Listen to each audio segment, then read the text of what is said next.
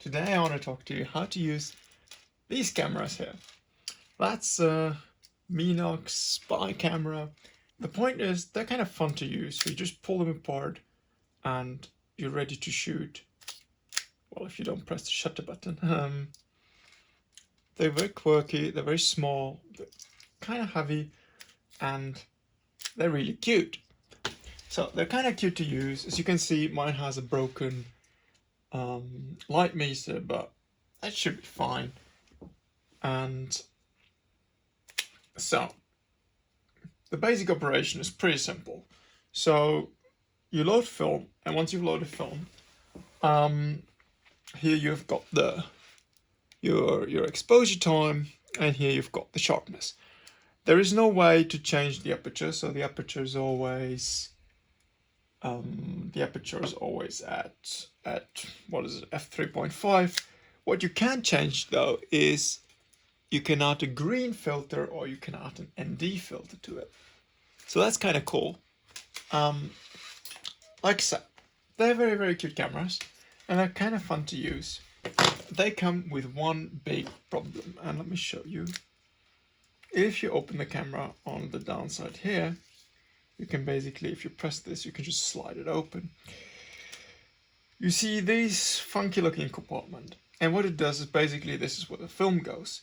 This is kind of how the film things look, but they basically just get slided in here, and then the film rolls from this side. It's just getting pulled up here on the other side.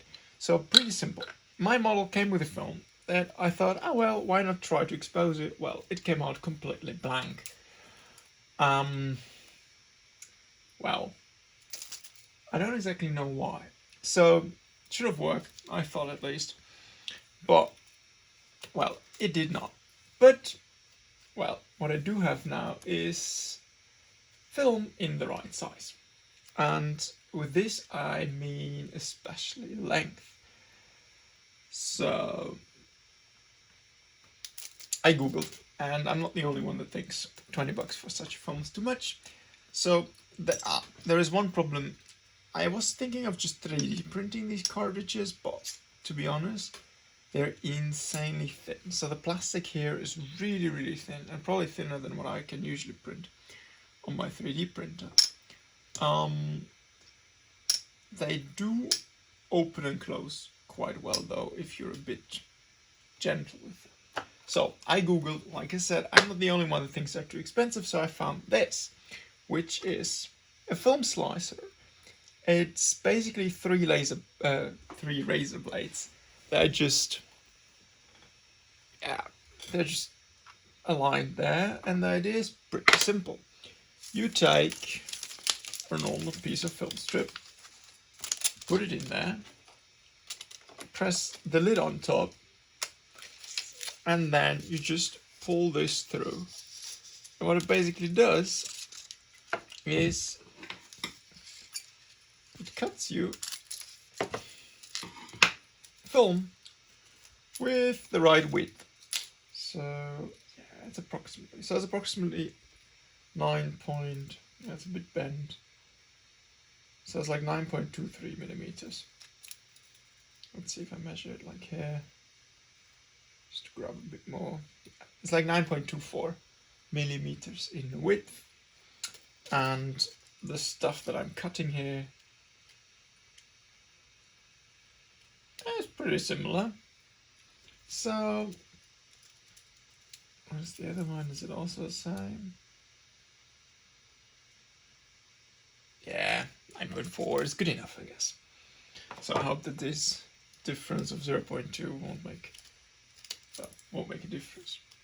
But yeah, this is basically what you get. So you will discard this part, you will discard this part, and you'll end up with basically 2 film strips out of a single 35mm roll. So, to be honest, I think I'm gonna glue this thing shut because I really don't want to. Well, I don't want to touch these razor blades in the dark because, of course, I mean this is a used film, as you can see, so I just use it for testing things.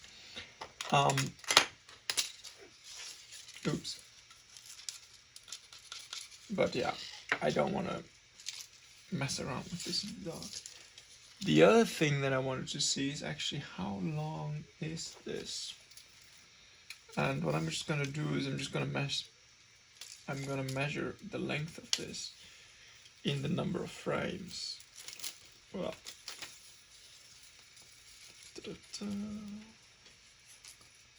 so this goes from frame number 16 to 31, like 15 frames. Okay, so this is a 36 exposure roll of this Minox film.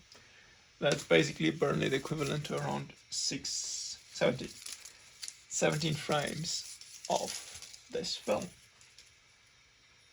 So what I'm gonna do, I'm gonna fill a reloadable cassette with the right amount of film in a dark bag, obviously. So at least I get the length right. Here's the plan of action. We cut these two strips, so we end up with pieces like that, in long, I guess. So I will have one end that is close together. We'll cut it apart, so I'll end up with four independent strips. The two with the holes we can just discard, and so I'll end up with two usable strips.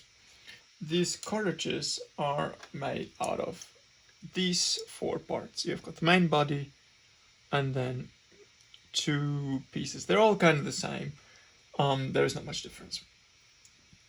So what there is one that one lid that has no hole, and there is one lid that has a hole. And so the point is basically the film runs from the part without the hole to the lid with the hole. The hole basically just allows for these things to grip and spool the film, so it just gets glued to this part, and then you can just this just turns. That's pretty simple. So the point is, what we are gonna do, we're gonna cut this film, we're gonna roll it into a nice roll. The emulsion side has to be here. It's important to remember. So we're gonna roll it like this, place it inside like this, so a bit sticks out. And then I will just put the lid on top here. And then the rest I will do in light. I've prepared this spool. It's basically just a film spool that now has 16 exposures, so it's like the correct length. And I'm going to pull it out a tiny bit more. So what I'm going to do is put this here together with this lid so that it cuts into the film. And since I really don't want to touch that with my fingers, like the open blades, I'm gonna add some tape on top so that it does stay close for sure. And you can also do this with any type of film spoolage, so it doesn't need to be these reloadable ones that I just like. So basically what we're going to do is we grip it here and just pull it out until there's nothing, and then cut it off from both sides. And then we'll try to fill one of these reloadable cassettes. And I only need these two parts because we only want to fill the left side. So that should be easier. And then I will try to store the remaining film in this box. Let's see how that works. So we're now basically having the cassette where this one end of film is looking out of the left part. And now what we have to do is we're gonna push this a bit. Oops. into, see that, into the other part, in the other compartment.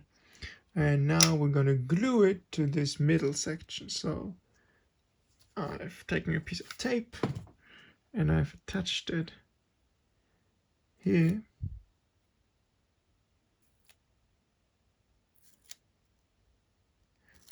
And it's important that you keep in mind the orientation, because I just did it wrong.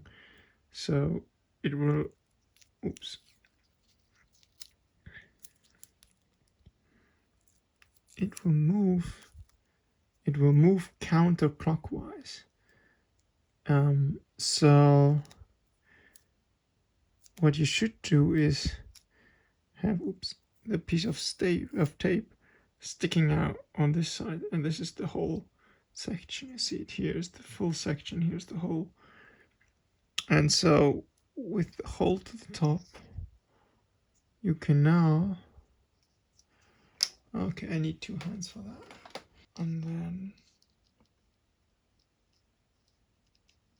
I can just push it in here like this. And now you just have to center the film and then close the lid. And with this is ready to go. And now if you push the film further, this wheel in the inside will turn. So to load the camera, take the camera, you pull it apart by pressing this tiny lid here. And what you do is, in order to load it, you can't fully pull it out, but you have to push it in a tiny bit. So there's this, I don't know if you can see this, there is a film slit that opens. And this then allows you to insert the film like this. Close the lid, close everything, take a couple of shots, and off you go. This was part 1, and in part 2 we're going to talk about how do we develop this film and how do we scan it. So I hope you enjoyed this video. Thanks for watching and stay tuned for next time.